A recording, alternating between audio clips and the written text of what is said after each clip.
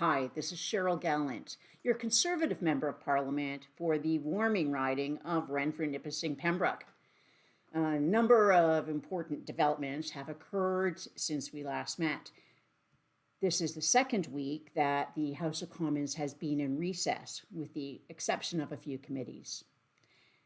U.S. President Biden is giving us a taste of what is yet to come.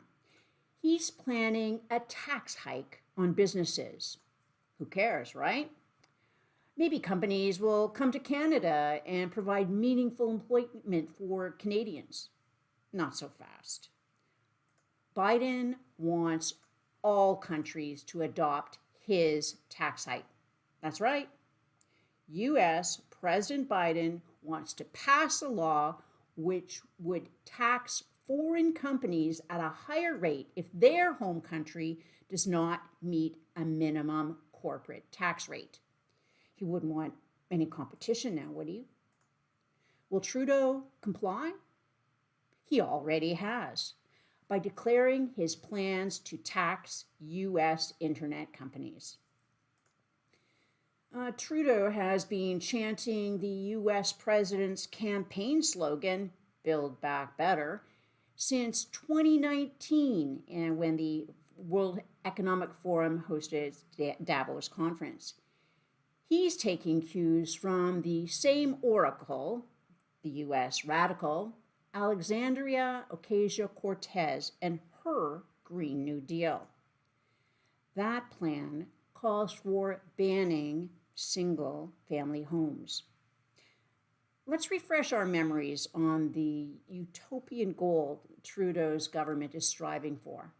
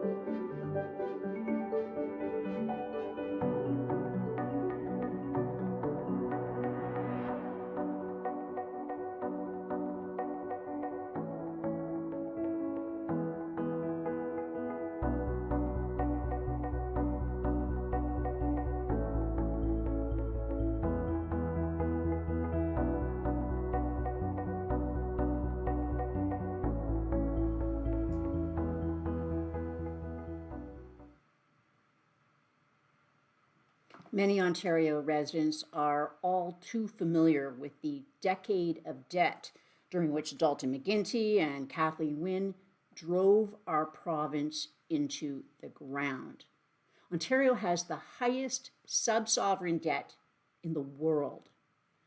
Ontario owes more money than the state of California, a state with a higher population and GDP than all of Canada. The only way Ontario can pay the bills is to rely on federal handouts. Premier Ford must stay in the good graces of the Trudeau regime in order to stay financially afloat. If Canada's chief medical officer signals she wants Ontario locked down, Ford locks us down. An Ontario lockdown has also the benefit of keeping Trudeau out of the difficult position of having to deal with parliamentary oversight. He can just continue spending the federal treasury to oblivion. Trudeau's administration knows how to do precisely that. You see, When Kathleen Wynne got the boot from Ontario voters, all her and Dalton McGuinty's green energy scammers fled to Ottawa to surround Trudeau. Gerald Butts, the one behind the Dalton McGuinty Green Energy Act, had already managed Trudeau's leadership campaign for the federal Liberal Party, and the rest is history. As done in Ontario, they will push us to the brink. If we reach down deep, we know Canada has slipped from being a world leader. We rank among the worst on the Macdonald-Laurier Institute's Misery Index. Trudeau even took vaccines intended for developing countries in an attempt to sew together a patchwork of vaccine supplies. As you may recall, Trudeau's infatuation with the Chinese Communist government led him to drain our PPE so we had none when that virus hit in Canada. He also partnered with the communists for a source of vaccines to give the Canadian population. He partnered with them. All this while the two Michaels remain in Chinese prison. Trudeau had claimed he was following the advice of his Vaccine Advisory Committee. Members of that body told parliamentarians that Trudeau had made the deal with the Chinese communists before their committee had even been struck. The deal died in May, but Trudeau didn't have the guts to tell Canadians until August.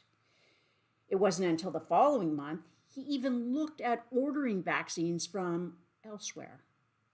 Trudeau said enough vaccine has been ordered to inoculate the country twice over.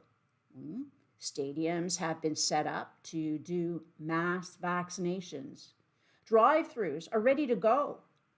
Pharmacies are chomping at the bit. In the United States, you can even go to the grocery store for a vaccination. So where are they here? Manufacturers of the 2-dose vaccine recommend they be taken 21 to 28 days apart. But Trudeau did not get his orders in on time. He was too busy trying to hide the corruption involving him, his family members, and members of the cabinet and their family surrounding the We Charity scandal. Trudeau was so preoccupied trying to get another $1 billion off to his liberal-friendly organization, other countries got to the front of the line to place their orders. At first, provinces kept the second doses in storage to ensure they were available to be given on time. But other countries were already having millions of their people fully vaccinated. So then it was decided it was better to have more people at least partially vaccinated. So the 3-week wait between doses became 3 months. 3 months became 4 months. As we're consumed by this Liberal government's total failure to deliver, there are always the lockdowns, captive audiences for Trudeau's doorstep homilies. And best of all, the provincial premiers get blamed for it all. Sooner or later, the borrowing done by this government will need to be paid back.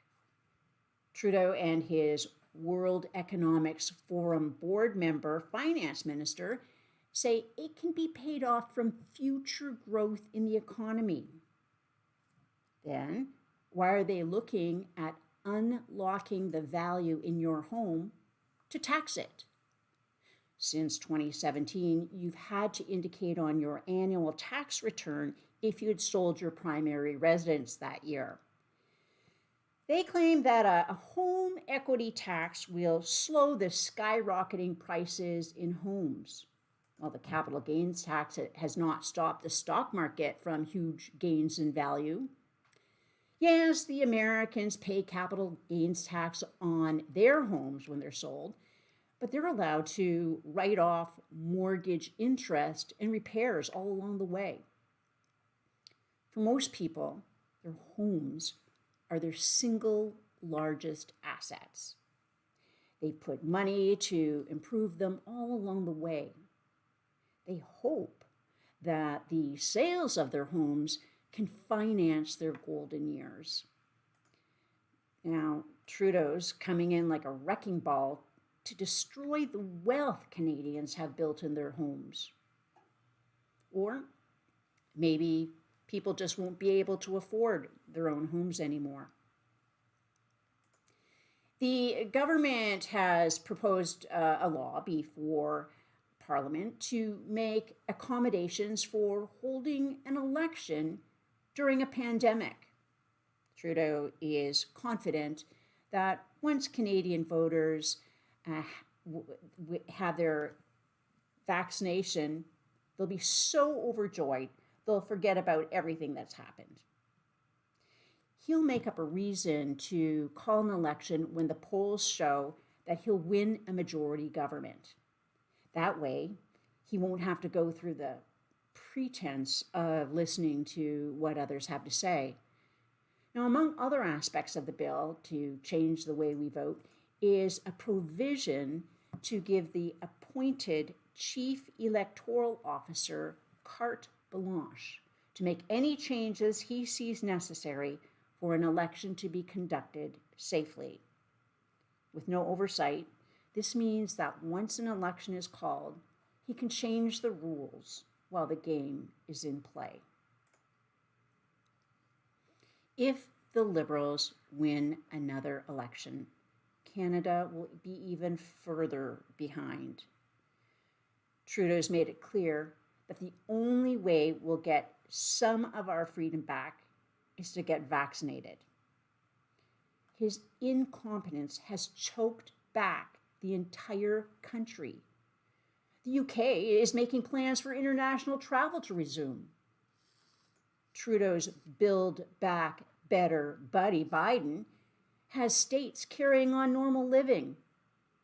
And Canada? Trudeau's left us to be treated like a leper colony. It's not that he doesn't want to open the Canada-US land borders. Americans are almost entirely already vaccinated. They don't want us.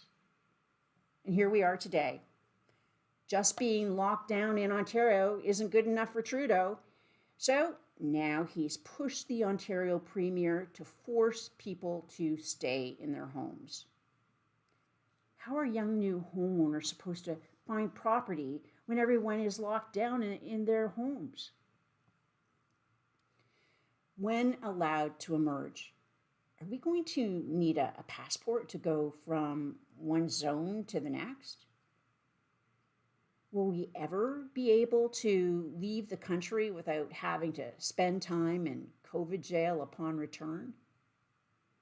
Only if you have the right Liberal connections. Live from Ottawa, this is Cheryl Gallant, wishing you a good night.